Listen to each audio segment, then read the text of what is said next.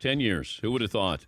As I dragged these guys up to the third floor in my house in the attic, we had guest bedrooms that we had to clear out, put in a piece of glass there, radio glass, soundproof glass. Bacon wafting through the house. Yes. My wife feeding the kids before they go to school, and the Danettes coming up at 7 in the morning. Occasional banana bread delivery. That was fantastic. Good stuff. There were dogs, cats, all kinds of animals there roaming around. You'd walk in at like 6:45 in the morning, and there'd be a huge cat sitting on Seton's production board. That never happens here. Almost never. But because it was warm.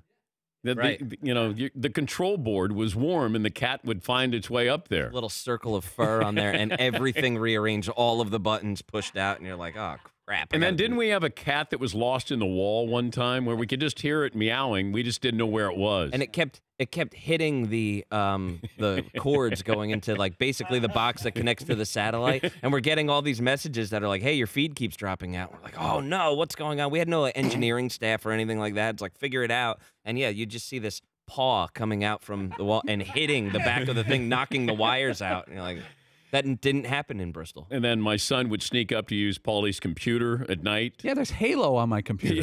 Yeah. Paulie goes, I think your son's coming up and using my computer. I said, well, wait, what's on it? And he goes, Halo. Well, I didn't tell you everything. I helped a brother out there, let me tell you. Yeah, so he'd go up there and sneak up on his computer. So there'd be no paper trail on his computer. He'd go up and use Paulie's. But and then McLovin came in. Were you 9 months in? Yeah, about that. I came up a couple times to the attic. It was the first time I met you, and the whole crew was not what I expected. I came one day, you don't remember this, but there was blood all over the one bathroom in the, it was so bizarre because somebody had a bloody nose and Fritzy was sick that day or something. I'm like, oh my God, this is chaos up here. Didn't you have this insane bloody nose or something? Something was happening, and it was. I'm not sure how it got all over your wall. I certainly wouldn't have meant to make it look like a crime scene. So I waited. Something was happening with me. So I definitely waited for DirecTV to come in to fully commit. I was like, let me see how these guys do for 6 months, which you can't really blame me, right?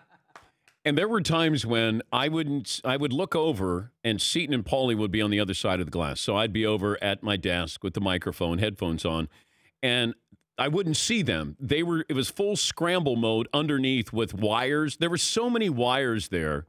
I mean, you're running a radio studio, national radio show in a bedroom, a converted bedroom, a 100-year-old house, and Seton would be underneath, and it looked like he was just trying things, plugging things in, and I'd say, is everything okay? Yep, everything's okay. All good. We were flying a kite to get power one day because we just had nothing.